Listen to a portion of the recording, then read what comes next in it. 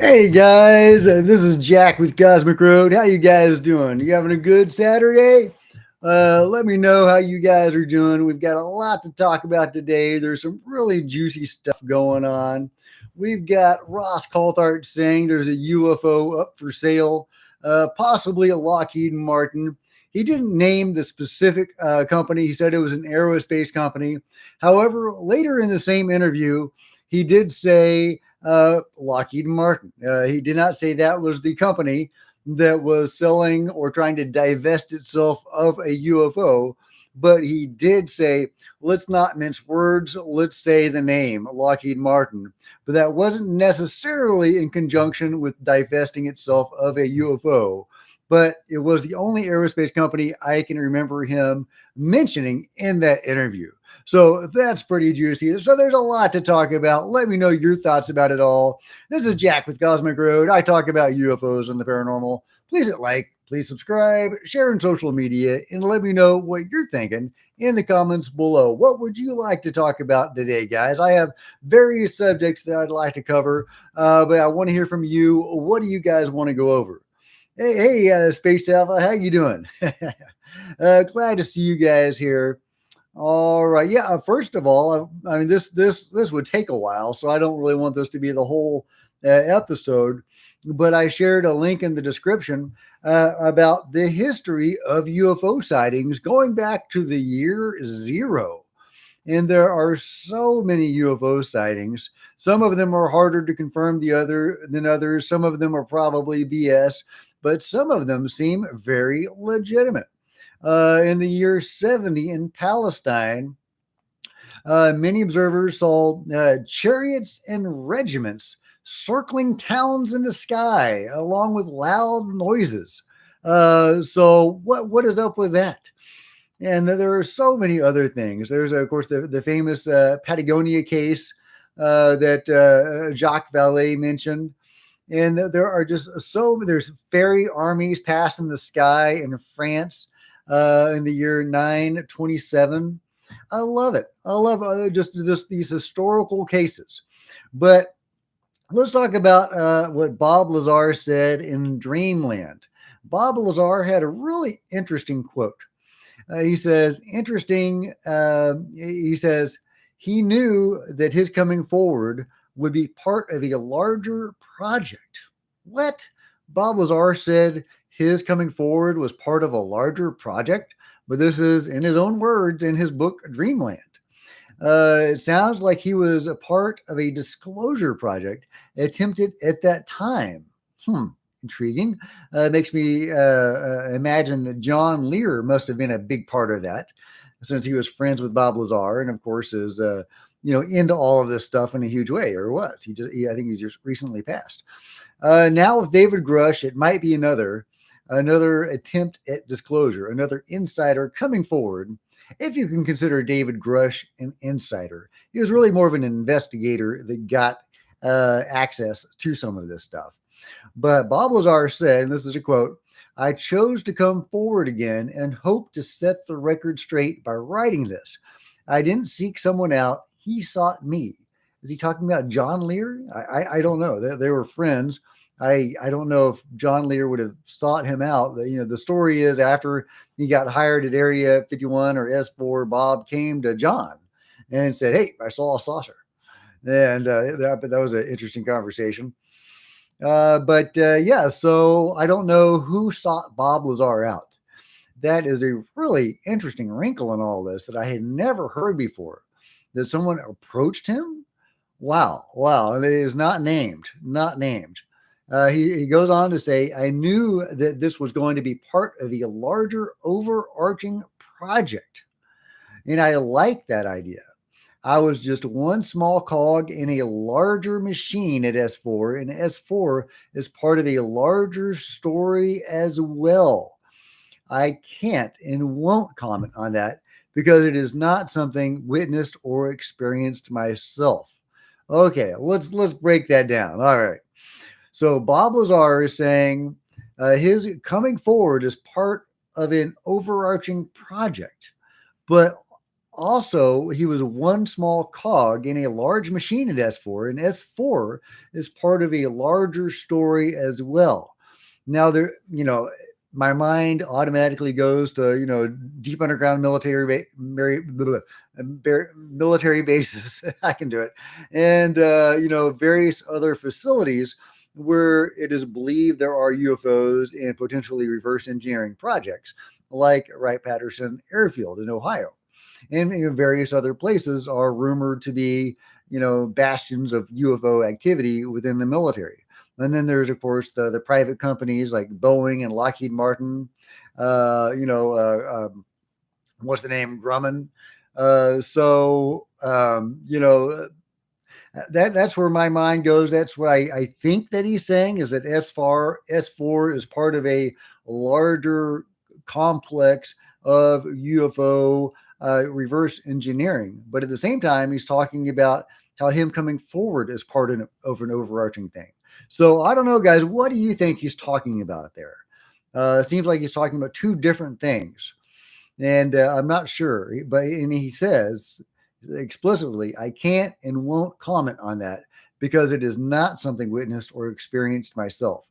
I think that means that he didn't go into the deep underground military bases, and he wasn't at Wright Pat or any of the other places. He was only at S4.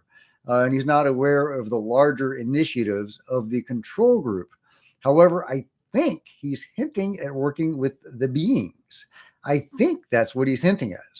That's where my mind goes. And when he was made to undergo hypnosis and also drink that pine scented drink when he started work at S4, I think that made it easier for his mind to be wiped or controlled in some way.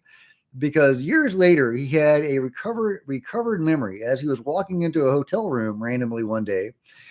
He had a recovered memory of interacting with a being behind a partition in a hospital area at S4, and it was communicating with him telepathically. He never saw it, but he was communicating with it. I forget what it said. But yeah, if you remember, let me know what this thing said. But I think that if he interacted with one being there, and if he was made to drink this drink and undergo this hypnosis, he probably interacted with other beings as well. Because the point is, with that first encounter with the being behind the partition, his mind was wiped of that event. He did not remember it until years later, when all of a sudden he had this flash into this recovered memory. So clearly his mind was wiped of that encounter. So if it was wiped of one encounter, it was probably wiped of other encounters, which dovetails very well with what other whistleblowers who have worked in these facilities, like Bill Olhouse, who was an engineer at Area 51, and other various people.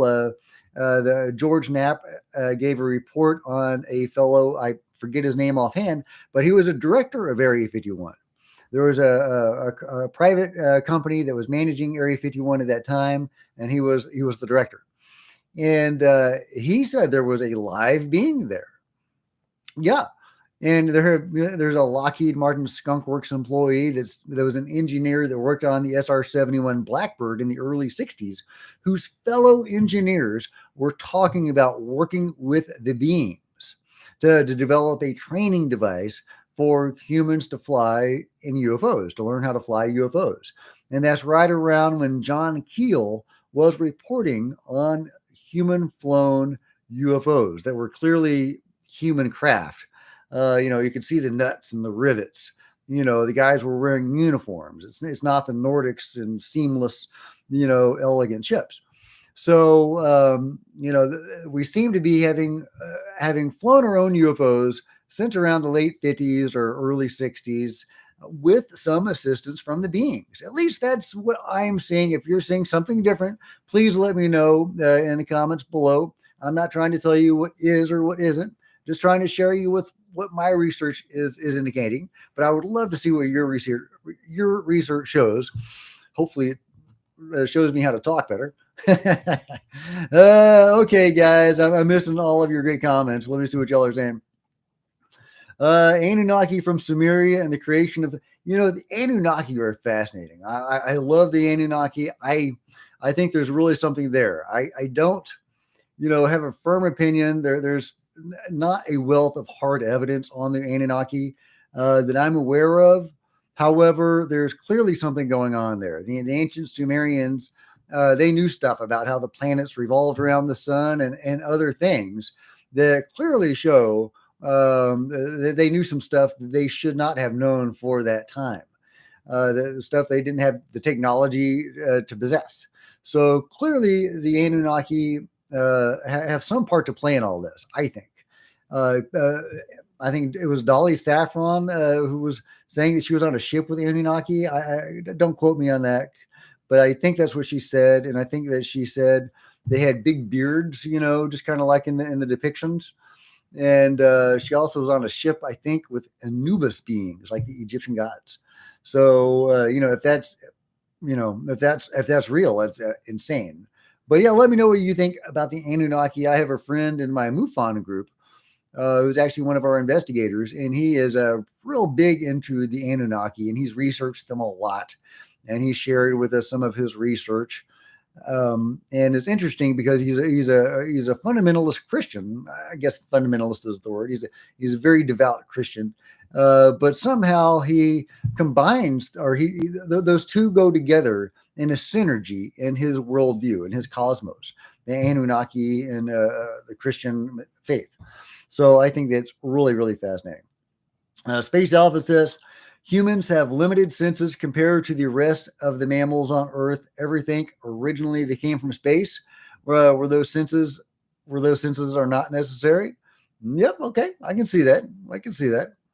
Totally possible. I think that, a lot of evidence does seem to suggest that we are created beings, or we were tweaked at least along the way, and that we are still being tweaked. At least certain bloodlines are still being tweaked. That seems to be what the abduction phenomenon is largely about. There may be other factors involved there too.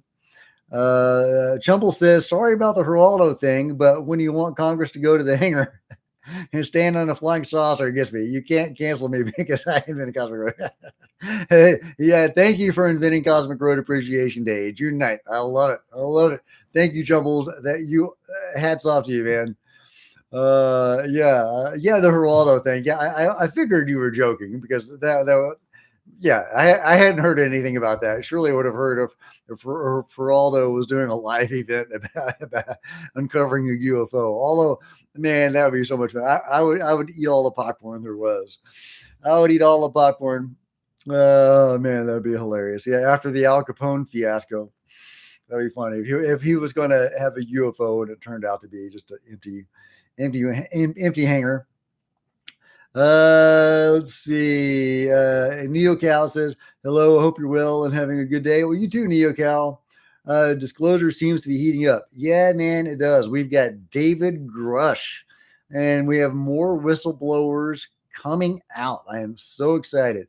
Some of them apparently have already testified privately to Congress in support of David Grush, and others are waiting in the wings to see how the David Grush story plays out and how he's treated. And if David Grush is treated well and his story is taken seriously and maybe actions are taken because of it, they will come forward as well.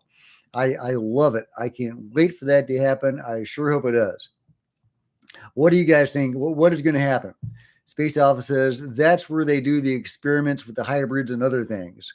On the ships at S4, Christian says, man, I'm late. Who are we talking about? Oh, yeah. I was talking about Bob Lazar. There was a quote from his book that came to my attention, Dreamland, when I'll just read it again. It's just one paragraph. It says, I chose to come forward and hope to set the record straight by writing this. I didn't seek someone out. He sought me. Someone sought Bob Lazar out to come forward. Yeah, what? It wasn't George Knapp, because he approached George Knapp, is my understanding. Although maybe somebody, I think, put him in touch with Bob. I don't know. Was that John Lear? But Bob Lazar goes on to say, I knew that this was going to be part of a larger overarching project. So Bob Lazar's coming forward was part of an overarching project. What could that possibly mean? And he also says, and I like that idea. I was just one small cog in a larger machine at S4, and S4 is part of a larger story as well. Well, of course it is, because it's part of the control group and whatever the heck they're doing, making UFOs, reverse engineering UFOs. I think they're working with the beings. I think that Bob Lazar worked with the beings, and that's one of the things I was talking about that earlier, because it seems like he has one deleted memory that he recovered later when he remembered interacting with a being behind a partition that was communicating with him telepathically. But that memory was deleted, and it was only years later that he randomly recovered it. It just came to him in a flash. So if one memory of interacting with a being was deleted from him, I imagine there were probably others. So I think that there are beings, or have been at some point, working at Area 51 and S4, and other witnesses have said similar things. Some even say there was a colony of tall whites on the surface of Area 51, just doing their thing. Was that Charles Hall? Was that the name of that guy who brought the tall whites to the public consciousness? Or correct me if that's not right.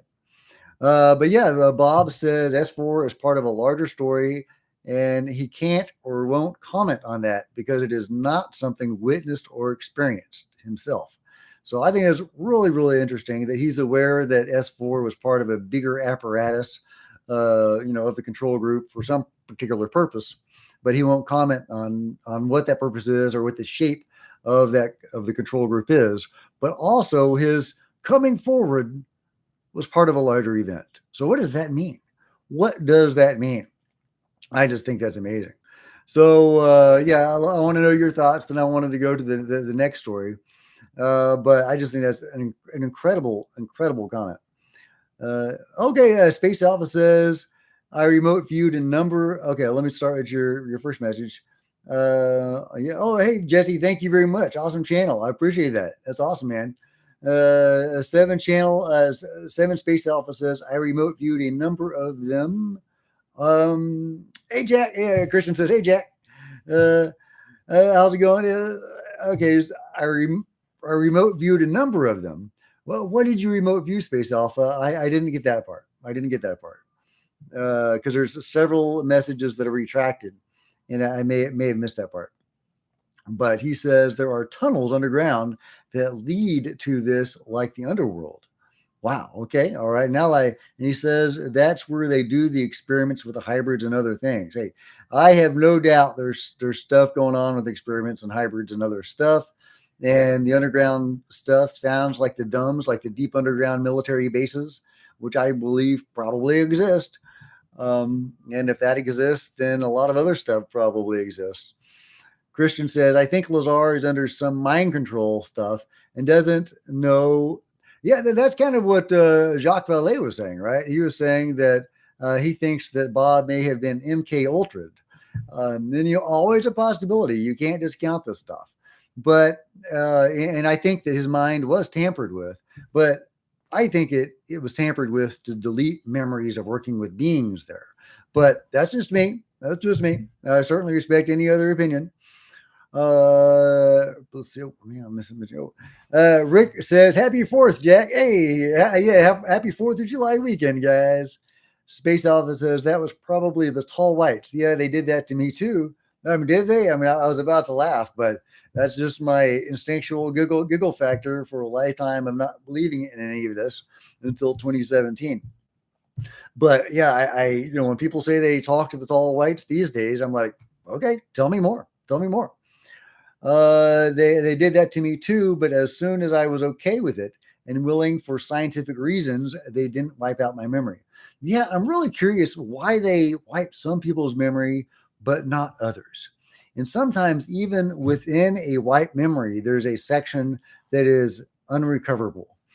David Jacobs has a few of those in his book, They Walk Among Us.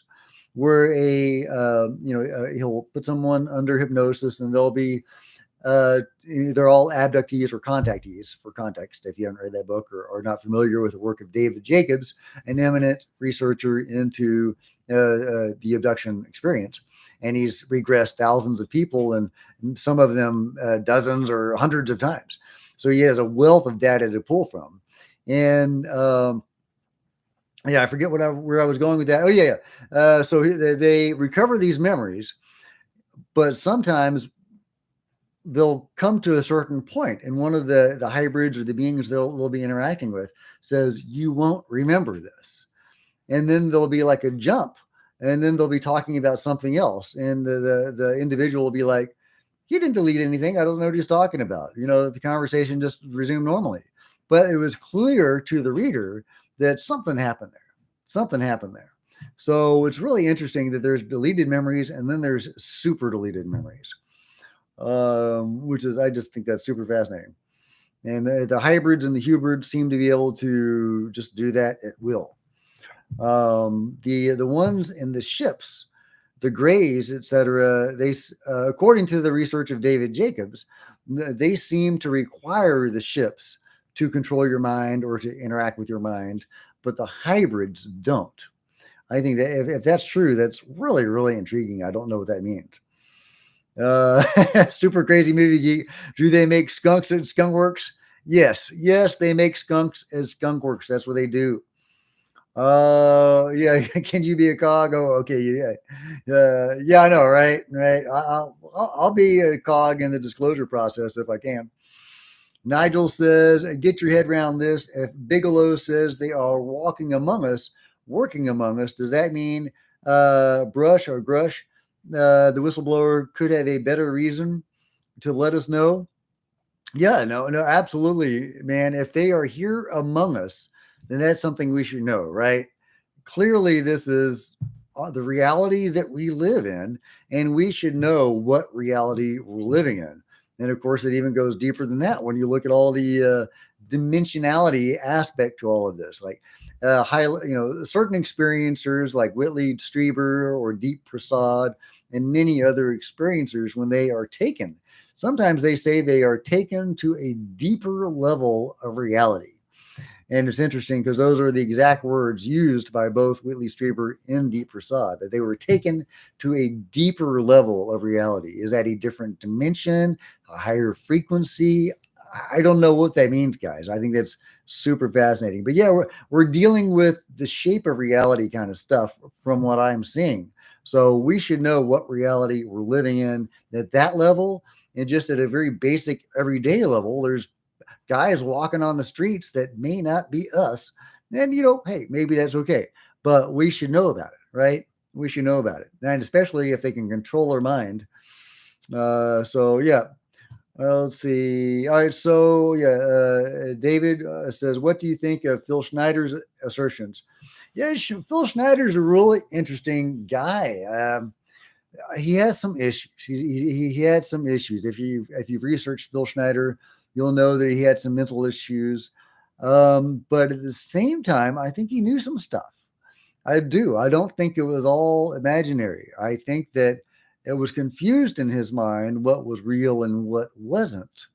But he does not seem to have actually killed himself.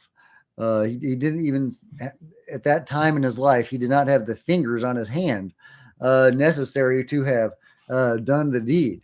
So even his embittered ex-wife said no. He had issues, but he did not do that. So I think that Phil was a troubled man, but that doesn't mean he was wrong. I think that he just got stuff confused. But let me know what you think of Phil Schneider. But yeah, he believed in the deep underground military bases and that sort of stuff, and he did a very famous presentation on that. And it's a very compelling presentation. And, I encourage people to check that out, even if he was a little bit off base. But yeah, let me know what you think of Phil Schneider.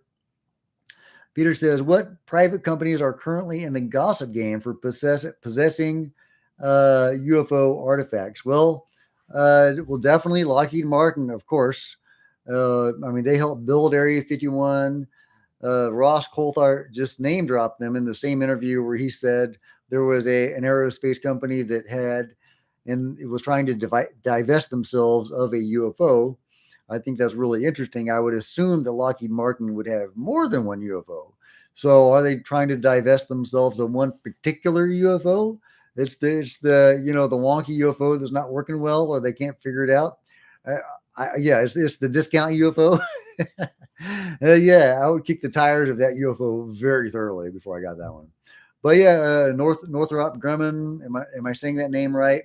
They have been posting stuff about aliens on their Facebook group, and I think that's really, really intriguing. Even about the shadow biome, I just did a video on that the other day. That if I'm saying the name right, Northrop Grumman did a well, Boeing, I'm sure, would be in the running as well. And there's a bunch of aerospace companies out there, and there's probably a lot that I haven't even heard of. But yeah, if you have any that you think that are likely suspects, let me know. And yeah, if you're just joining me, this is Jack with a bunch of great guys on Cosmic Road talking about UFOs, UFO disclosure, etc. So let me know what you guys want to talk about. I'll answer anything, or I'll attempt it anyway. And but yeah, have you guys? Oh, and if you want to support Cosmic Road, of course, please hit like, please subscribe, and hit the bell to be notified of future videos. Join me on social media. There's Facebook and Twitter links below.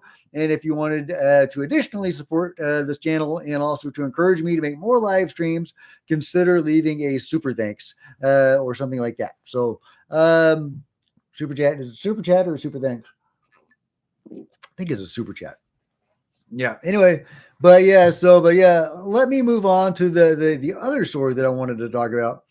RFK Jr. Now this was this was wild. This was wild. So, he's a politician making the rounds. He's ambitious. He's got plans. A lot of people like him. I have not done a lot of research on RFK Jr. But that's not the intriguing thing. But that is why he's coming forward. He was on talking with Bill Maher, and he says that his dad, RFK, brother of JFK, both of whom were assassinated. He says his father was murdered, not by the man that everybody thinks murdered him, but Robert F. Kennedy was killed by an employee of Lockheed Martin, according to RFK Jr. What? That's crazy. Yeah. So, and Grush has hinted that people have been killed to keep the UFO topic secret. Lockheed Martin, since we were just talking about Lockheed Martin, is long suspected of being in on this from day one, right? I mean, like I said, they helped build Area 51. They are super into all of this. Ross Coulthart just name dropped them as probably possessing UFO technology. Of course, they possess UFO technology. So, if RFK Jr. is correct, and his father, Robert, I'm going to get. I don't want to get the name wrong. Robert F. Kennedy, brother of JFK. If his son is correct, and that he was assassinated by a member of a security guard who worked for Lockheed Martin, and he was also a CIA operative, according to RFK. So I guess that really implicates, two groups. You could say if it was Lockheed Martin only, you would think that it almost had to be UFO related. Now, the CIA is likely in on a lot of UFO stuff as well. But yeah, if you work for Lockheed and also a CIA operative, that's really intriguing. Did he work for Lockheed on behalf of the CIA? What was going on there? But there definitely is a possibility of a UFO connection in the case of RFK Jr.'s death. excuse me, RFK's death. RFK Jr. is just fine. So what do you think, guys? Because a lot of people think that JFK was killed over UFOs. And he had the burn memo about MJ12 and demanding answers and accountability from the CIA, etc. I think didn't JFK want to dismantle the CIA at some point? So a lot of people think that he was killed over UFOs. And is it possible that his brother, who was running for president at the time, also was killed over UFOs? Well, let me know what you think, guys. I think that is wild. That is a wild story. And Space Office says, while Lockheed Martin, they do have a lot of power. Now they're kind of the military industrial complex. That's right. And yeah, they totally are, guys. And, Eisenhower warned us about the military industrial complex. He says, watch out for those guys. They are up to no good. They are not accountable to anybody. They have too much power. They are rogue. And I think that is true. And a lot of people think that was a reference to UFOs. So what do you think? Was that a reference to UFOs? And the control group, the UFO control group? Let me know what you think. Chumble says, what? RFK killed by someone from Lockheed Martin, right? That is what his son says. And he went in a long, detailed explanation about the assassination with Bill Maher just recently. Was it yesterday? It was very, very recently, where he talked about the autopsy. He says it was a famous autopsy known as like the perfect autopsy. And the story is that the assassin, Sirhan, or whatever his name is, that everybody thinks killed RFK, actually didn't even hurt him badly. Most of the shots went behind him when someone grabbed his hand and jerked the hand back. And maybe he missed RFK both times. And this was facing RFK from the front. But RFK was actually murdered by, I think, 4 bullets into his back. So if that's true, and his son, RFK Jr., is correct, and that this fellow from Lockheed Martin and the CIA killed him, that is really, really, that's incredible. That's incredible. I don't know what to do with that story. I need more information. I really do. I really do. So yeah, let me know what you guys think. Yeah, 7 Space Alpha says, woo, it's like everything being exposed right now. It's all tied into this ultimate truth of where we all come from and where are we all going. And absolutely, man. Absolutely, Alpha. Because all of this, I mean, like Gary Nolan himself says, once you look into UFOs, the woo-woo is right around the corner. That is a direct quote from Dr. Gary Nolan. And from my own experience, I know that's true. My one and only UFO encounter, I say that, I think there was actually another one, but it was really quick. So let's just say my second and primary UFO encounter was very woo-woo. It was very metaphysical. It was, after a month after I had this amazing journey during a ayahuasca retreat, where I had this resonance with Jesus, and not just any Jesus, but the Dolores Cannon vision of Jesus, which is told from the point of view of people remembering their past lives who knew him. And he was tied up with Atlantis and, aliens and, but he was actually Jesus. He was this really cool version of Jesus that I had never come across before. And, I've been an atheist all my life. Reading this stuff, anyway, I'm not going to go to a long story. I made a dedicated video about that, so check that out if you're interested. But, the point is, so I had this powerful resonance with this vision during an ayahuasca ceremony. And I said, wow, this is so powerful. This feels like it's real. I'm expecting Jesus just to come out at me. So bring it, right? And but if this is real, then I want to sign. A month later, when I was totally sober, just driving home from a Renaissance festival, I hadn't had anything to drink. And I saw a UFO make the sign of the cross. in the night sky above me. And not, it didn't appear like that. It went like that and like that. And yeah, I mean, it appeared and disappeared there, and then it reappeared there, like that, and disappeared there. But this bar was shorter than that bar, forming a perfect Christian cross. And then it vanished, and I went home, and I was like, my mind is blown. I went out into the backyard, and I said, "Hey, was that real? Give me a sign if I didn't just hallucinate that." And a single light goes like that and like that in the night sky. So then I asked for another corroboration. I didn't get it. I was getting greedy at that point. But yeah, so the woo-woos were all the woo. I don't know what that means. I'm not going to interpret that. I have no particular interpretation of that. I don't know what that means. But it was clearly interacting with my consciousness. And it was clearly a woo-woo event, even though it may or may not have been a nuts and bolts object. I don't know. But yeah, once you get into UFOs, as Gary Nolan says, the woo-woo is right around the corner. There's a lot of poltergeist activity associated with UFO contact.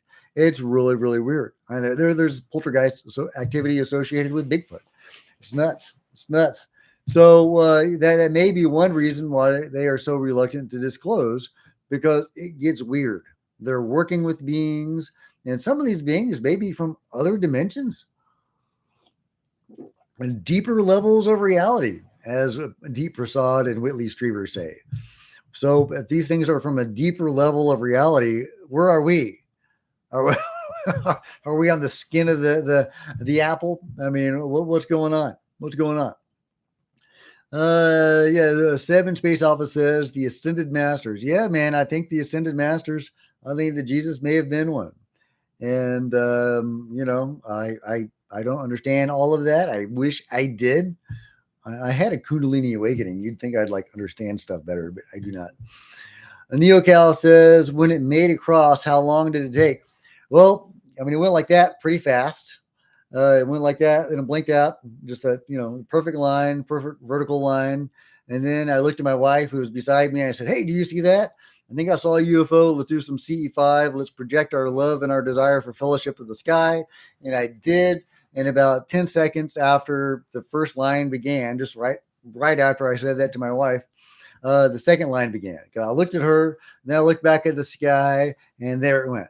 So yeah, it went like that. Then I looked at her. I guess it waited for me to look back, and then it went like that. So really interesting. And then about 20 minutes later, we were home, and I went out into the backyard, and I said, "Was that a real thing? Did I see that? Did that really happen?"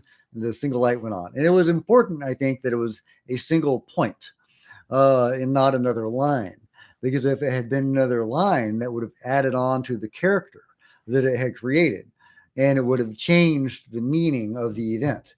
So interesting, really interesting. I do not know what that means. Yeah, NeoCal says, what do you think about some witnesses being dropped during background checks? Yeah, I just did a members only video where I talked about this. I think that is really interesting. I may have the article pulled up. I feel a little guilty for doing a members only segment on the live stream, but since you brought it up, I can't be blamed. So this is so Comer, who is the oversight chair. He says it's pretty amazing some of the background. He says, first of all, David Grush is credible, so we're not calling David Grush into question. But James Comer did say it's pretty amazing some of the background checks we're getting back on these folks, talking about other UFO whistleblowers that are coming forward that are scheduled or were scheduled to talk at the U.A.P. UFO hearing in the House of Representatives, hopefully later this month.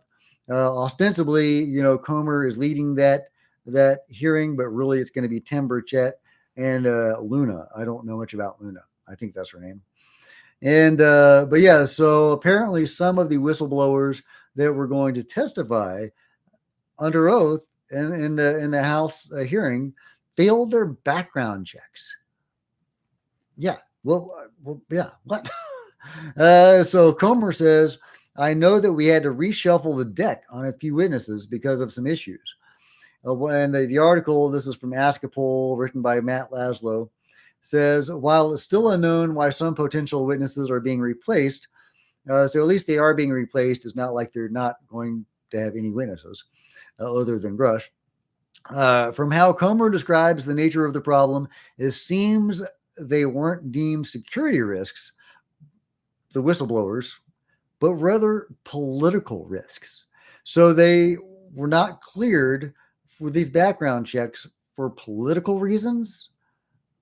Yeah. So Comer goes on to say an old trick and oversight is whoever the minority witness is or whoever the majority is, first thing the other side does is background checks on them to see if they've ever been accused of being a racist or if they have a felony. Comer says 99.9% of the time, nothing comes back. This seems to be that 0.1%.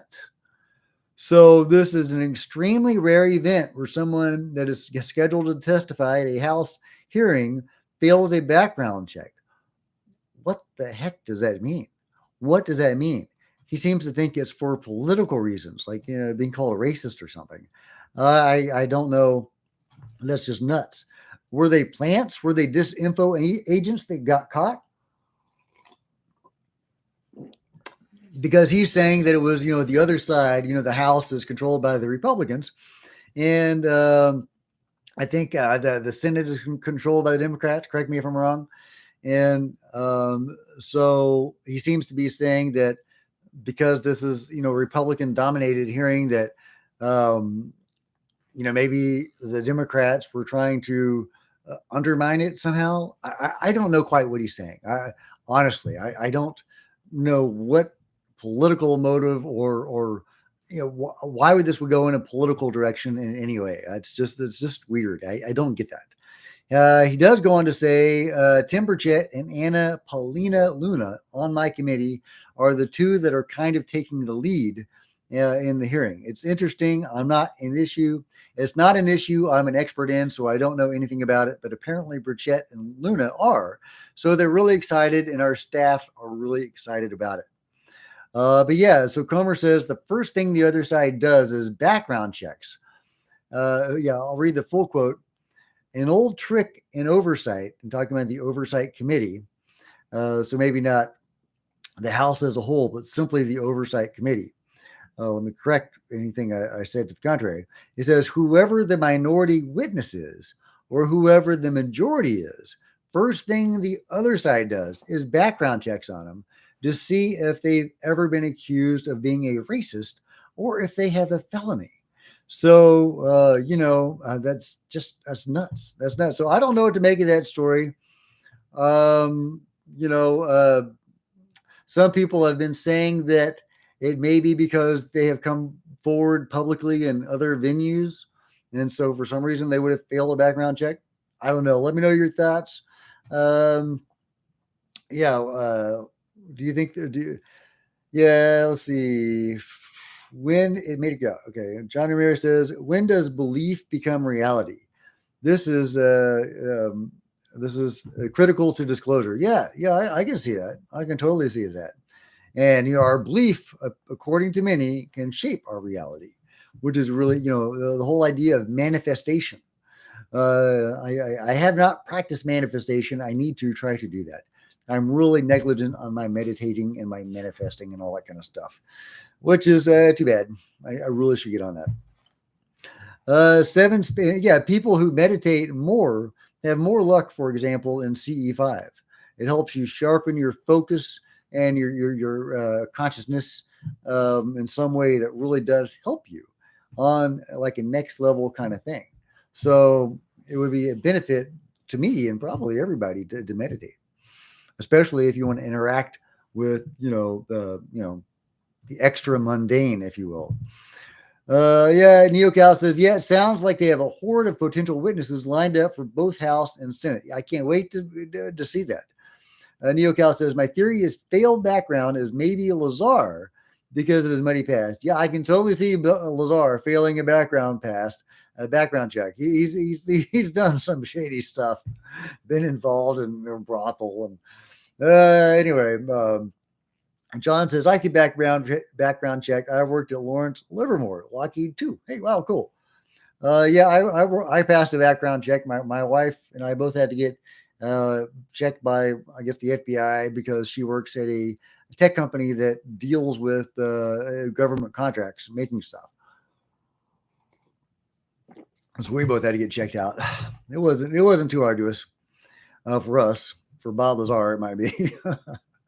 Let's see. Troy says, "Do you think it's possible we are in a simulation, and these beings are avatars of the programmers, and of supernatural experiences in alternate dimensions are special modes used by the programmers?" Hey, totally possible, Troy.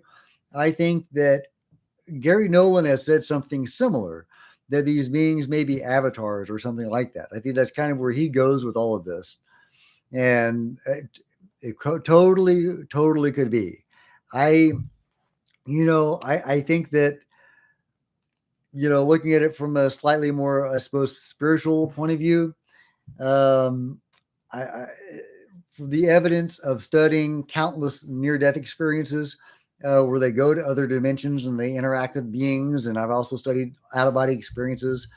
Um, well, so I've tried to, in my own way, try to study other dimensions and the shape of stuff. The Law of One and the Voyagers, and I studied a little bit of Seth. Books of Seth. I have not read the books of Seth. There's a lot of them, but I have read some of the bullet points, if you will. It annoys me that there's conflicts between the Book of Seth and the Law of One and the Voyagers. They all get a lot of the big picture stuff the same, but there's also a lot of conflicts between them, which is why I have not made a great study of them, because there are those conflicts. So I feel like I might be wasting my time in a way, but at the same time, it does give you the best glimpse you can get of a cohesive view of the multi-dimensions and the densities and whatever. Anyway, I have my own kind of vague conception of it, but it does seem like this reality was created, and if you want to call it a simulation or not, and we or whoever created this reality to come into, and to have these experiences for whatever purpose. That is the sum of the lore about near-death experiences. There are some people that say different things, and they'll say very specific things about why people come into this world. Sometimes it's to learn lessons, sometimes to expand the consciousness of God. God wants to experience everything, so that we are all sparks of God. So we come into this reality to do that. So I don't know, but I am open to all possibilities. I am open to all possibilities. I don't like some of that, because I don't like the idea of reincarnation. I acknowledge the evidence. I acknowledge that research shows that is a thing, or can be. Near-death experiencers do tend to say it's optional, but we choose to do it for whatever reason. Once we get up there, things have a totally different meaning. I listened to a near-death experience of a female soldier the other day who was struck by a bomb and was died, and obviously she came back, but while she was on the other side, she was interacting with the beings there, and she was talking to one of her buddies over there, and they were once she was encouraged to come back to her body, they were joking about what injuries to give her, and she had actually a say in what injuries she was going to have. Were they going to sever her arm, make her blind, all these other things? In the end, she chose being blinded in one eye. And when she was on the other side, she thought that was amusing and that it would help her in some way in this reality. And of course, once she was back in her body and recovering, she was not amused at all. She was half blind. So, so things seem to be different on the other side. And I would love to understand. I was hoping that at the end of my Kundalini awakening, I would have some greater understanding. Some people do. And it was an amazing event. Theoretically, it is an enlightenment modality. So, I'm not saying I'm enlightened, but I don't feel like I'm enlightened. I'll put it that way. Put it that way. But theoretically, I should have had some bigger picture that was, made available to me during that event. Yeah. So yeah, let's see. I'm missing some of you guys. We call them jumpers. Oh, man, I'm missing your comments. One life man says the gods left aliens in this planet to protect us. Very possible. Very possible. Um, NeoCal says belief is commonly accepted to have medical effects in the scientific community, known as a placebo effect. Yeah, absolutely. 100%. Your belief can affect reality, at least as far as the placebo effect goes. It seems to be able to do even more than that. So, beyond, because their placebo is like a certain percentage, right? It can affect it this much. And if it goes beyond the placebo effect, then it is given even greater weight. Like Reiki, for example, has been shown to do things beyond the placebo effect. So, I'm a Reiki master, so it's interesting that there have been scientific studies done on this. But your mind can affect reality. That does seem to be true. Now, does that mean you can manifest $1 million in your bank account? Well, if you can, let me know. Let me know. One Life Man says 12,000 years ago, the gods left and conquered more planets in our galaxy. Totally possible. Totally possible. Hey, guys, if you're just joining me, this is Jack with Cosmic Road talking about UFOs with some great guys. Let me know what you would like to talk about. So much going on in UFO news today. We got David Grush. We got Bob Lazar. We were talking about his quote earlier saying his coming forward was part of a larger project, a larger disclosure project. That is really intriguing, Bob. But he refused to say any more about that. So, what do you think he meant by that? Why do you think that certain UFO whistleblowers have failed to pass background checks in the House of Representatives in the upcoming Oversight Committee hearing led by Tim Burchett and Luna? I don't know much about Luna, but apparently she is more of a UFO person than the chairman Comer, who is not a UFO person in any way, apparently. So, let me know what you think about those topics or any other topics. I want to hear your opinion. And if you want to support Cosmic Road in these sorts of live streams, consider leaving a super chat. That would be super helpful and super thankful.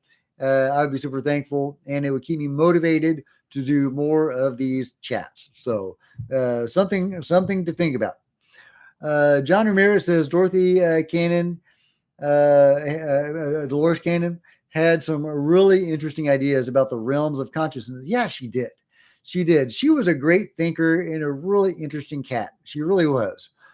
It was one of the things that fascinates me most about her hypnosis sessions that she did with her clients was when she had people under deep hypnosis, and she would put people under a very deep hypnosis. When David Jacobs and Bud Hopkins were doing their regressions on people, alien abductees, they did a very light hypnosis. They weren't even real hypnotists, and they didn't perform a real hypnosis. They had learned relaxation techniques, or at least David Jacobs had. Correct me if I'm wrong about Bud Hopkins. Maybe he had actually learned hypnosis, but David Jacobs practiced relaxation techniques that performed many of the same functions as hypnosis, and it did allow people to recover their memories. But Dolores Cannon put people under so deeply that sometimes beings would come through these people in these trances and would speak directly to Dolores Cannon. That's nuts. That's nuts. And she wrote whole books about the weird things that they would tell her. And I've seen her interviews where she's talking about this stuff, but I've never read any of those books. They call it A Strange World or A Strange Cosmos or something. I forget what those names of books. That series is called.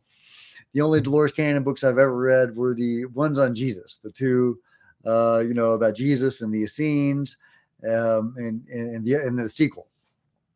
So Walking with Jesus, I think. I was an atheist all my life until I got into the UFOs, and that led me to the spiritual. And then I was curious about Jesus because he kept on coming up in UFO abductions, as well as, of course, near-death experiences. Even non-Christians would see him. So I was intrigued, but I didn't want to get the dogma. I wanted to get some alternative info. So I found Dolores Cannon. I'm glad I did. Led to me. Okay, so yeah, so there's the full circle for you, right? So atheist all my life, non-believer in UFOs. Finally, believe in UFOs after 2017. Do the research. UFOs lead me to spirituality, and ultimately, spirituality leads me back to UFOs with the UFO that made the shape of the cross in the sky a month after that ayahuasca session. So, where I had that powerful event where I resonated with the Dolores Cannon vision of Jesus. So full circle. It's nuts. That's nuts. I never thought about that before. Thank you guys for sparking that in my mind. Yeah. So One Life Man says, I don't think God created the universe. How God created if there's nothing. Yeah, I don't have a clue how it works. I've read about it. I have listened to near-death experiencers who have talked to God or say they have talked to God. And sometimes there isn't even a level or two above God. Like God is one God of, we live in our reality or super reality, and we have a God of that super reality. And then above that super reality, there is even another reality, and there's other gods. Our God is like one God of 12 gods that are aspects of the super God, the real God, source of all things, and some people will even interact with that being, not just our God, but the Uber God, according to them. I'm not saying I believe, any particular conception of things. I study it, but can you trust it? I don't know. I don't know, because a lot of people do have their minds tampered with when they come back. There are things they don't remember, and they'll remember talking to an angel or something, or an alien or whatever, and the being will be telling them something, and they'll remember having the conversation, but they don't remember anything that was said. So evidently something important was exchanged there that they were not supposed to remember. And sometimes they will forget everything pretty much that they learned on the other side. They will go through the river Lethe or whatever. And so it's really, really interesting. Christian says, I'm man and busy right now with family, Jack, but keep doing these lives, please. Well, thank you for joining us, Christian. Have a great weekend with your family. It's a great 4th of July weekend. Space Alpha says, you raise or lower your frequency if you obsess over the material you stay with, or you're even embedded to it. If you let go, then you raise to the upper realms. Yeah, man, you got to raise your frequency. I mean, that I used to think that was such a cheesy line and so stupid, such new agey BS. But after, experiencing some of this stuff, I think that's on point. I think that really is. It really is. Raise your vibrations, guys. Don't dwell on the negative, dwell on the positive. But I think that you also can't put blinders on to the negative. You have to be aware of, the pitfalls, but don't focus on them. Would be my advice. Let's see. Yeah, Space Alpha goes on, which means either space work or traveling or just flying around, exploring. It's so fun on the higher realms. Best description of the realms is what you see in the Vedic writings about the layers. Yeah, man, those Hindus and the people in the East really had a conception of things that goes. I mean, it was just amazingly detailed. They knew stuff. They were interacting with some stuff that clued them in on the shape or a possible shape of reality, and at least some stuff. It really did. NeoCal, yeah, I'm really impressed by those guys. And, I had a Kundalini awakening, which is a Hindu modality of enlightenment. I am not Hindu, but they knew about that. They mapped it. They described it. Yeah, so it's really amazing. Really amazing. And John Ramirez says, Placebo's effect is approximately 33%. Okay. Thank you for clarifying that. I was curious about that. One Life Man says, studying ancient stuff, you will find the answers. I think so. I think the ancients knew stuff that has been forgotten. Some of it may have even been deliberately suppressed. I'm a believer in all the Atlantis stuff. I believe there was an ancient super civilization, maybe a series of ancient super civilizations.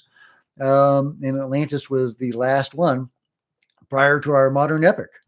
And yeah, that's what I believe. But you let me know what you guys think. UFO Jack says, or UFO Arc says, Jack, can you explore what is meant by hearsay? I mean, if people were reporting to a David Grush in an official capacity, surely a formal direct report is not hearsay. Yeah, no, that's a good point. That's a good point. I mean, if you wanted a definition of hearsay, I mean, I guess I could look up hearsay. Hearsay is an out of court statement offered to provide the truth of whatever it asserts, which is then offered in evidence to prove the truth of the matter. The problem with hearsay is that when the person being quoted is not present, it becomes impossible to establish credibility. So if it's an official investigation and it's an official statement, is that the same as hearsay? I mean, you've got a good point. I don't think that's hearsay. No, I think that is direct evidence. When a detective is conducting an investigation and he gets witnesses to testify, that's not hearsay. No, that witness was reporting what somebody else said, or they got on the stand in the court and they said, "Hey, Jimmy down the street said Sue did something."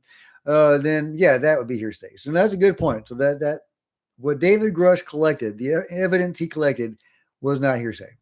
It was evidence conducted in an investigation. Now, as far as what that investigation, the officiality of it, I don't know, because it's not like he's a police officer. So how official is an investigation conducted by an Arrow or a U.A.P. task force investigator? I would like to know that. But you're right. I don't think hearsay is the correct way to say that. He had real proof and real witnesses and evidence that he compiled and presented that to Congress. And I would love for some of that to come forward. Don't you think we should get some of that? Don't you think we should get some of what he compiled? I mean, they can blur out the names. They can redact what needs to be redacted if it's actually national security and they're not using that as a dodge. But we need to know what he knows. We need to be able to see the UFOs. Seeing a UFO is not going to harm national security unless you're worried about mass panic or something. But that manipulating people's reactions is not sufficient reason for withholding the truth about reality from us. So yeah, that's my take on it. The trees have rabies. Say, I have been in the Vatican Museum and it's beyond. Oh man, I bet that is impressive. And he says it's beyond, or she says it's beyond expansive, and we can't begin to imagine the amount of info in there. Yeah, well, the Vatican knows stuff.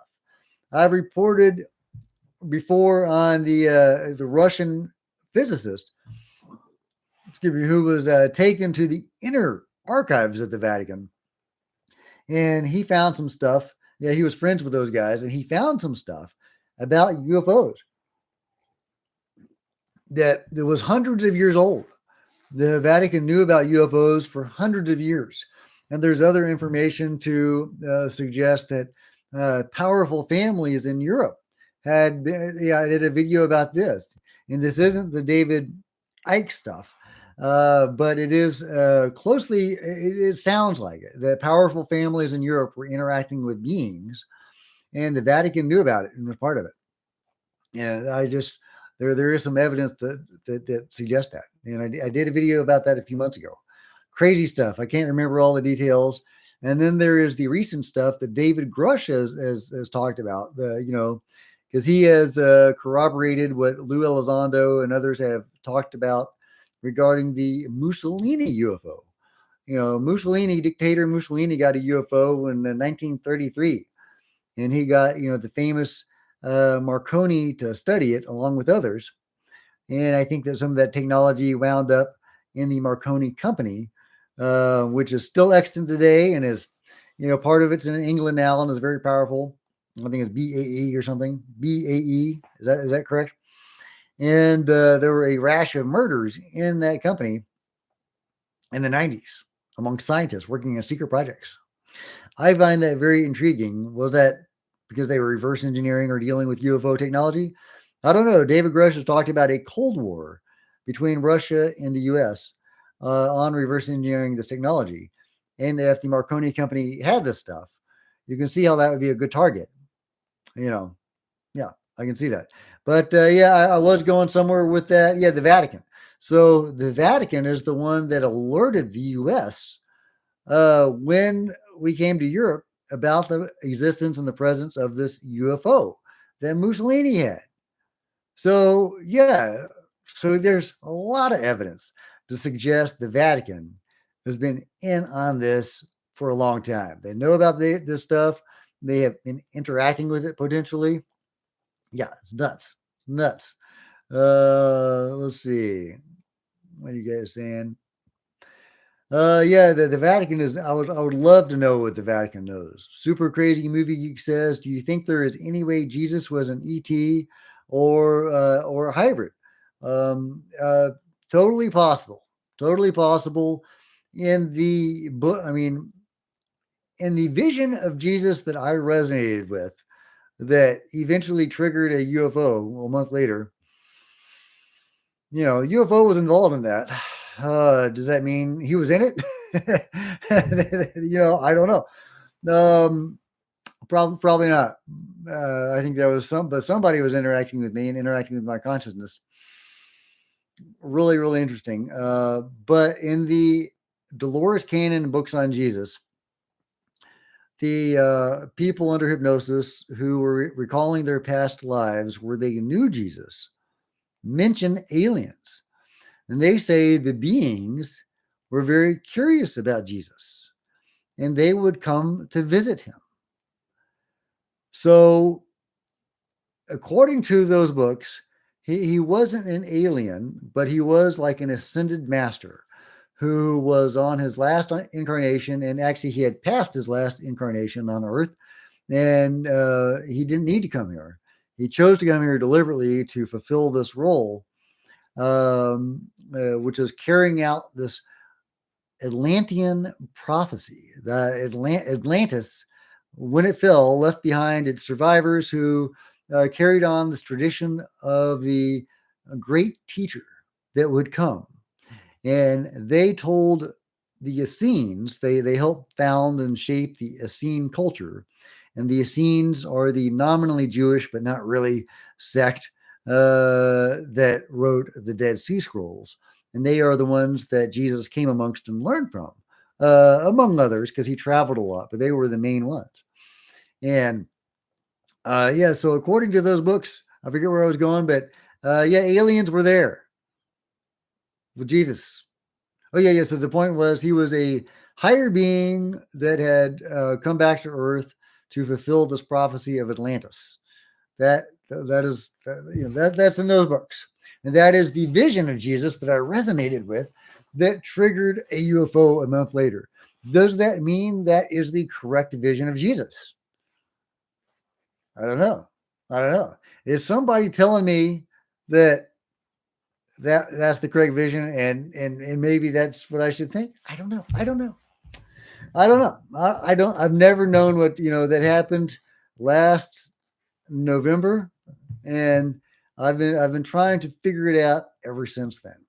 What did that mean? What did that UFO mean that made the shape of the cross? I don't know what it meant, guys. I don't think it was telling me to go to church. Maybe. Let's see.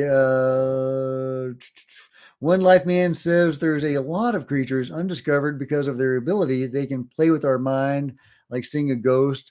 Yeah, absolutely, man.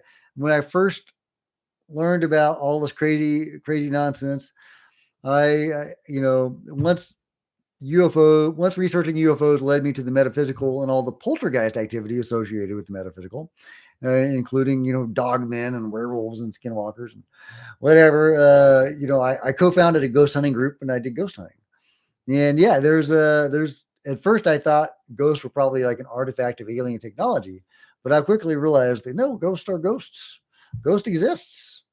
I don't know what it means. I mean, it means we have souls. Some ghosts are souls. Some seem to be echoes or imprints, or even consciously created. So, really, really interesting. Really interesting. One Life Man says, yeah, we could do. Oh, Jumble says, really enjoy listening. Thanks. You're humble and open minded.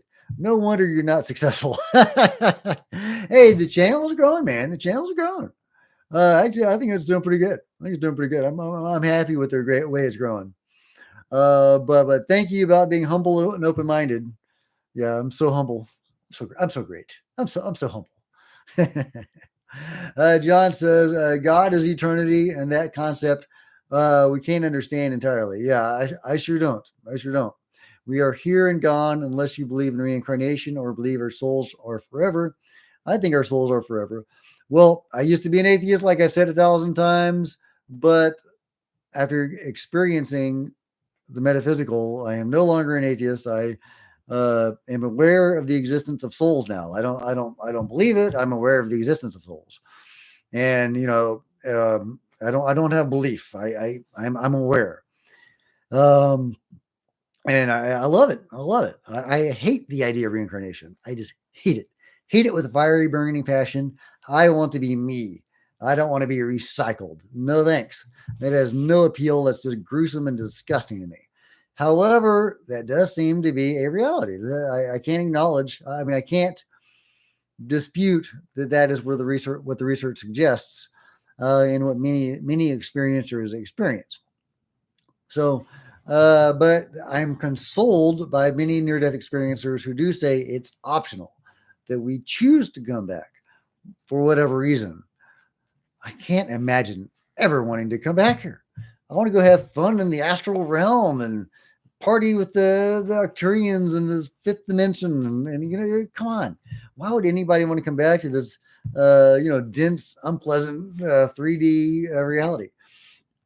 But, I guess we do. I guess we have better coffee. I don't know. Yeah. One Life Man says it's not magic, it's technology. Hey, everything's on the table. Everything's on the table. But it's it's some sophisticated. It's very spiritual technology. I do think there is spiritual technology, metaphysical technology, consciousness based technology, whatever you want to call it. But that's just me. If you think it's all technology, then I respect all beliefs. John says, I wonder what is the truth.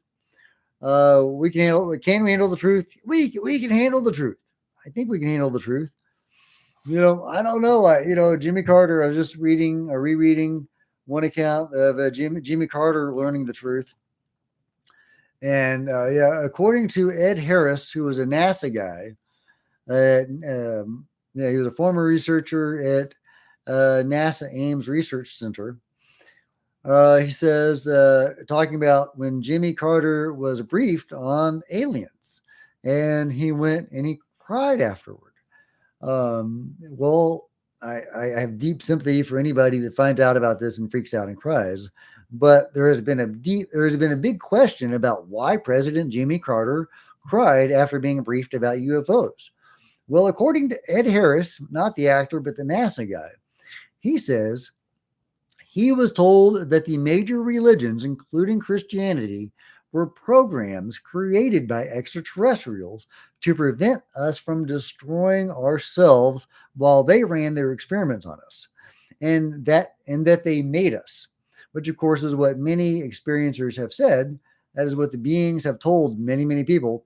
However, don't necessarily trust what the beings say. I don't necessarily trust anything the beings say because they have told people different versions of that story. They say, yeah, we made you. We found you as apes. We saw that one ape was smiling, and we thought, maybe, we were going to wipe you out. This one ape was smiling. So we thought, well, we're trying to create some intelligent beings on this planet. Let's upgrade these apes. So, that's one version of the story, but there's so many different stories, so many different versions of that story that beings have told people. And obviously they're not all true. So, beings lie. Beings do not necessarily tell the truth.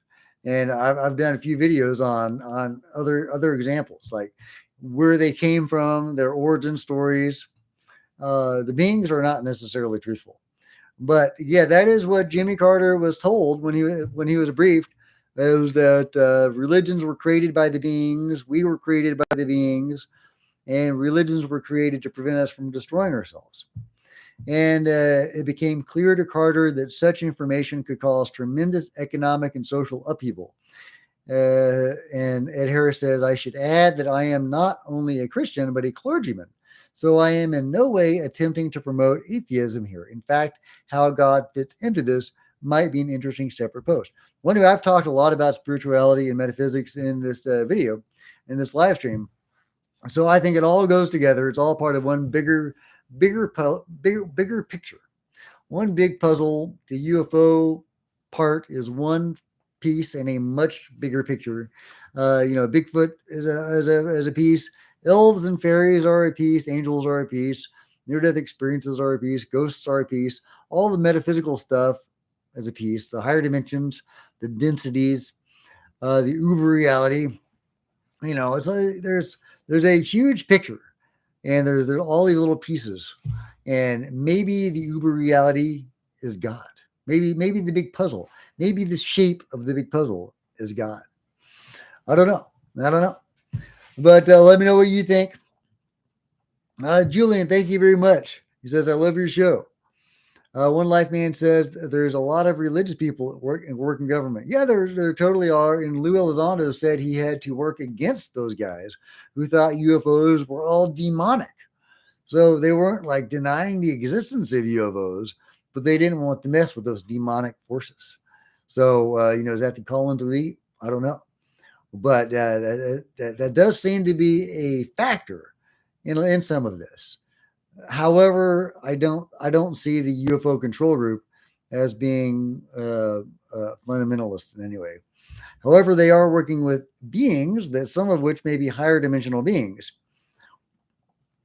So they may be interacting with higher realms, but those would not be the call and delete. That is a different faction. But yeah, really fascinating that there's these different groups and different camps that are, both working against disclosure. Incorruptus says, I don't mind death. I think I will miss coffee and barbecue, right? And girls with nails. Yeah, me too, man. Me too. Absolutely. Some people say that on the next level, we do have bodies. They're light bodies, but they are still bodies, and we can still do a lot of the same things that we can do with our current bodies. But we don't age, and we have all sorts of abilities, and it's maybe we can fly, we can do all sorts of cool stuff. Christian says, keep doing them lives, preferably Monday to Fridays, 6 to 2:30. Is that the sweet spot? Central Time. The rabbit hole is affecting my life. I refuse a promotion at work so I can listen to my headphones at work. Right on, man. Well, I don't know if I should encourage you to miss a promotion, but I totally get it. Once I started in all this, I was all in, man. It's lucky I'm a novelist and I don't have a day job, because I would have lost my job like in 2 seconds, because all I could do was study this stuff. And that's all I've done since 2017 is study this stuff. And I've gone down every damn rabbit hole and found rabbits down just about every hole. I mean, I would come to the precipice of a rabbit hole and I would say, I'm not going down the Bigfoot rabbit hole. That's stupid. Then I would come across the UFO abductees that had seen Bigfoot aboard a UFO, or Bigfoot talking to UFO, and other evidence that seemed to suggest that. And then I would begin to go down the Bigfoot rabbit hole. I would say, okay, damn it. All right. That is where some of the research goes. I guess I better check it out. So I would. And then I would come across multiple police officers, filing police reports, seeing a UFO, seeing a Bigfoot. And police officers are very conservative. They hate to be made fun of. No police officer wants to be the Bigfoot guy. So when I came across multiple police officers filing police reports of Bigfoot. I began to take Bigfoot more seriously and to do even more research on Bigfoot. And then I got to, David Politi is doing DNA tests in a crime lab on Bigfoot and finding out that it was half human. Bigfoot is a half human hybrid or something. So, yeah, really, really interesting. Yeah, I like it. So rabbits, big-footed, fluffy rabbits down that hole. And rabbits down pretty much every damn hole. So it's exciting to know that we live in this magical world where all this stuff is real. Bigfoot, giants, little people. I think all that stuff is in some way real, and maybe like actually physically real. So yeah, Christian says now I'm working 50 to 55 hours. That's a lot of hours, man. But honestly, I drive a forklift and listen to UFO stuff at work. Okay, cool, man. Cool. I like that. You're driving a forklift would be fun. But don't get distracted and like hit something.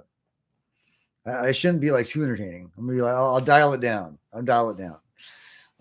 Julian says magic mushrooms will help you see aliens and space cats and giant ants. I've done a lot of mushrooms. I've done a lot of hallucinogens. I'll be honest. I don't see anything. I've never seen Jack. Pardon the pun. But yeah, I don't see anything. I've done so many hallucinogens. LSD, mushrooms, ayahuasca, and peyote, San Pedro. I don't see anything. I have buddies that, have been on ayahuasca and, they'll say, oh, I went to a rave on an alien planet with some aliens. It's like, I didn't see anything.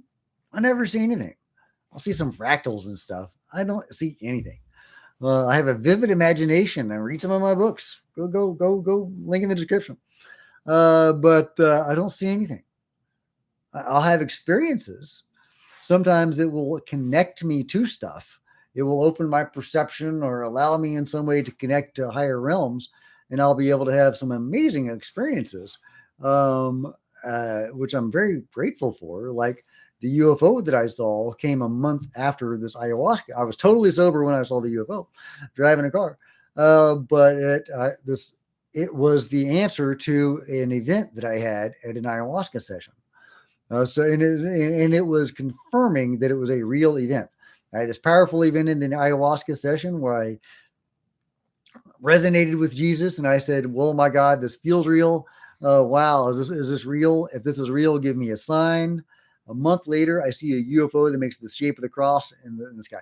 So the ayahuasca was connecting me to something. It was a real event that was happening.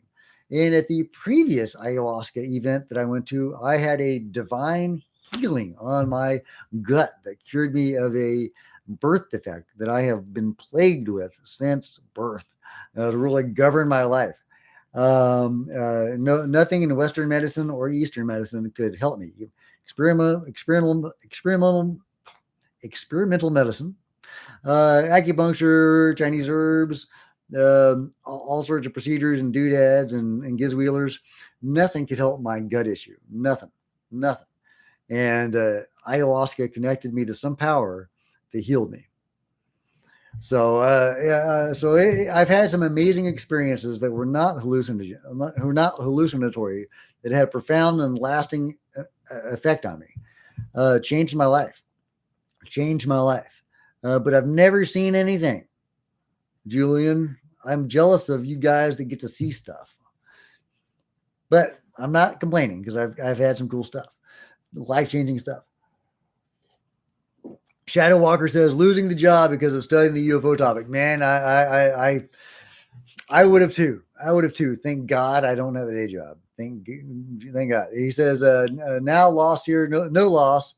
It is too important. Yeah. Well, it's the shape of reality stuff. I mean, I don't want to encourage anybody to lose their jobs because they're studying UFOs. I don't want to be reckless or anything like that, but I totally get it, man. And this is really the shape of our reality that has been kept from us. And if you're just joining the channel, this is Jack with Cosmic Road. I talk about UFOs and the paranormal. Please hit like, please subscribe, and hit the bell to be notified of future videos. And if you want to see more live streams like this, please consider leaving a super chat or a super thanks. That will encourage me to make more videos like this, to do more live streams. Troy says, when I did DMT, I saw a clown. They created a red road from its tongue, and it told me I was listening for something that wasn't there. Well, I have some friends that have tried DMT, and I have some access to that. I really want to do that. DMT is obviously contained in ayahuasca, but it's very different when you're doing it raw. And so, yeah, I totally want to do that. Totally want to do DMT, and because I think that's guaranteed to get me to see some stuff, not just see some stuff, but I might go somewhere. So I totally want to do that. Yeah, Alexander. Yeah. So I've never done straight DMT. And obviously, ayahuasca, but it's different. That's the that's the slow roll. It's not the intense rush of just doing it straight. Yeah, and I don't know if DMT has the same spiritual, but I think it does in a way because it sends you to another realm, the DMT realm, and I'm so interested in that. People are starting to map the DMT realm, and now they can go into those extended DMT states. At least they are experimenting with that ability to give people extended DMT states that you could be in there as long as an ayahuasca trip, I suppose, theoretically. But I think it's just like an hour or more is all anybody's been able to do, maybe a couple of hours, but that's a lot longer than the 15 minutes that most people are able to do just doing it normally. Troy says, when I did DMT, yeah, I saw that one. I've got to try that. Troy. Julian says, Jack, I think you should do a live show on mushrooms. No, I don't want anybody to see me stone on live TV, but good idea. That'd be funny. That'd be good for a laugh, but I'm not going to do it. David says, I've heard that lots of people see intricate geometric patterns while on DMT.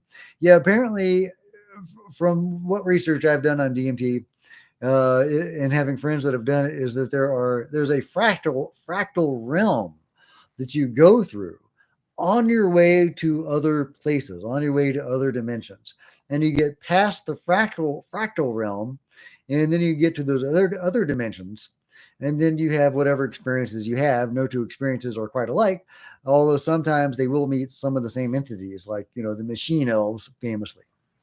So there do seem to be commonalities among these experiences, which indicate that it's not all hallucinatory, that they are actually having true metaphysical or consciousness events, out of body events. Maybe even you could call them spiritual events. So I think that's amazing stuff.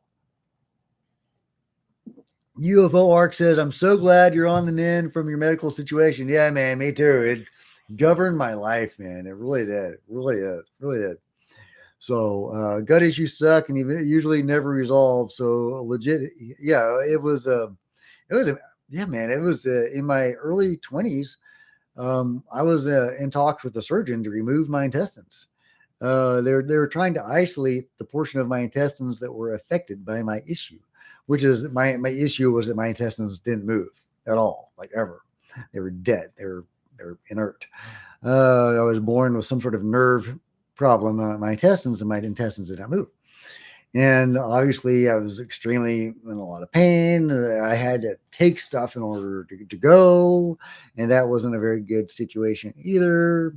And anyway, you don't want to hear about all that, but it was a big thing. It was really painful. And there was nothing anybody could do. It was just awful. Rolling around on the floor with an impact, an impaction. It was just not a lot of fun. And so I was in talks with a surgeon to have my intestine or part of my intestines removed. They couldn't figure out which part to remove. So they may have had to remove the whole kit and caboodle. And my wife, who was Chinese, got me on some Chinese herbs. And those herbs were an herbal laxative that's non-habit forming, unlike the American laxatives, which is why I was not able to take those very often. They kept me going. It wasn't much fun. It was like having a colon cleanse every day. So I had a colon cleanse every day for 20 years, pretty much. I mean, I would take a day off every now and then to give myself a break, but yeah. So it was, it still governed my life. So ayahuasca. I did acupuncture, did all sorts of stuff. Reiki couldn't help even. Nothing could help, but Mother Aya did. Connected me to some power that healed me, and I'm eternally grateful for that. So yeah, I wish I understood it. I wish I understood what did it. I wish I understood. Yeah, I want to understand. I want to understand what I mean. It changed me physically.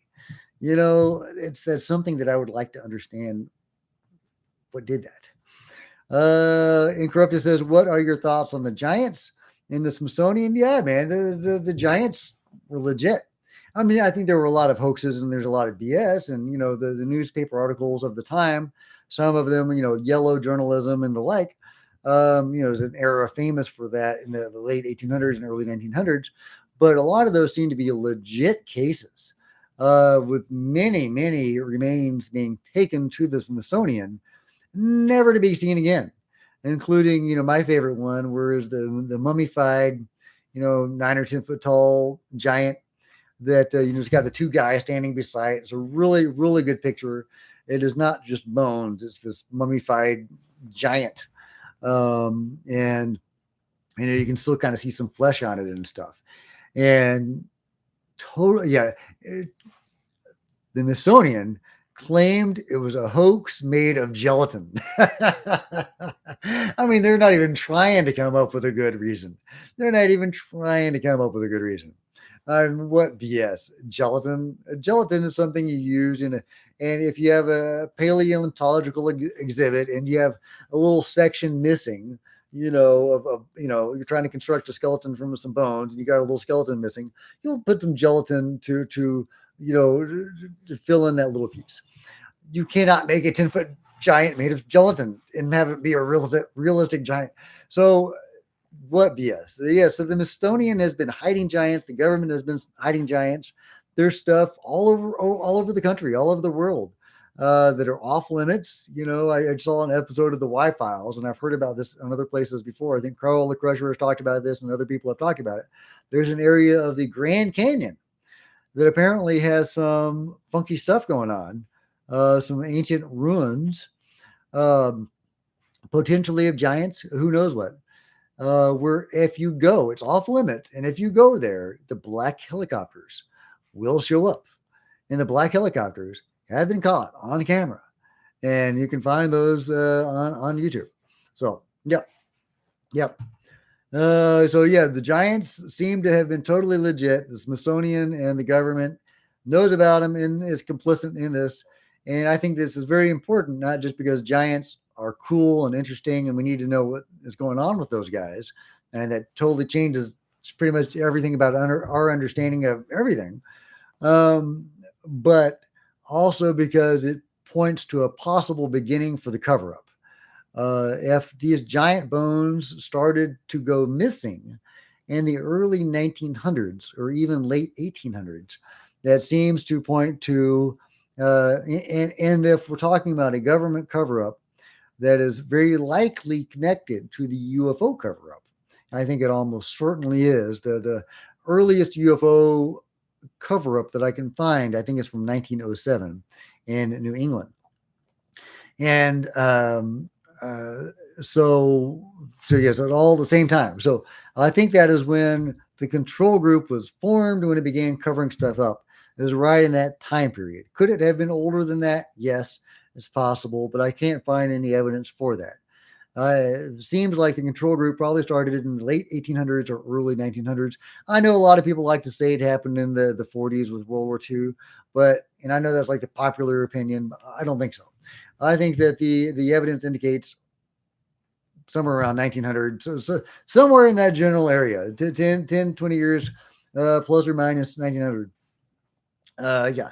Jumble says, okay, you guys mill about with the drug references. That's not what this show is about. I know it's fun. Okay. Sorry, Chumbles. I don't mean to offend anybody with drug references. But it did lead to my UFO sighting. I was sober at the time. So it is relevant in a way. But yeah. Okay. UFO Arc says, not many women in the UFO field. Just look through most podcasts. Yeah, I mean, there's Linda Moulton Howell, and there are a few prominent women like Diane Pasolka and others. But even she will talk about having kind of a tough go of it, being a woman in this field. So I think that, it's a good point. It's a good point. There should be more women. I think we need to encourage more women to enter the field. Absolutely. Yeah, UFO arc. Richard Dolan did used to have his wife on his podcast. Yeah, I haven't seen her in a while. I guess she stopped doing that. I think, yeah, she's important to my own understanding of this stuff because, I had heard about remote viewing, but when I heard about Richard Dolan's wife did remote viewing, and I take him very seriously, and she seems like a very credible person as well, I started to take remote viewing more seriously, and it allowed me to allow myself to do more research into remote viewing. And now I've done all the research and I'm all on board. I think it's fascinating. Remote viewing can look back in time. They can interact with beings when they're remote viewing. It's nuts. It's nuts. Yeah. Anyway, guys, I'm going to go to a concert at a park shortly. So I'm going to wrap this up really quickly. Do you have any other questions for Jack while I'm here? I'm talking to myself in the third person. But yeah, let me know if you have any final questions or any thoughts you want to discuss before I let you guys go. And yeah, thank you for joining me, guys. This is Jack with Cosmic Road, and really have enjoyed this chat, this 4th of July weekend chat. It's been fun, guys. Yeah, thank you, Incorruptors. Appreciate that. And okay, well, I guess we'll just. What's your favorite Rolling Stones song? Painted Black. Painted Black. Without a doubt. Love that song. Love that song. UFO Arc. Well, and thanks. Excellent show. Thank you very much, UFO Arc. I appreciate that. What's your favorite Rolling Stones song? What's your favorite? Yeah. Love. You're one of my favorite bands. I am definitely a rocker. David says, thanks for all you do. Thank you very much. Well, thank you guys for joining. Beast of Burden. Okay, nice. Nice. Man, what a great band. What a great epic band. Still going. Yeah. When I was young, we used to joke about, can you imagine Mick Jagger as an old man still banging away and singing at concerts in the 70s?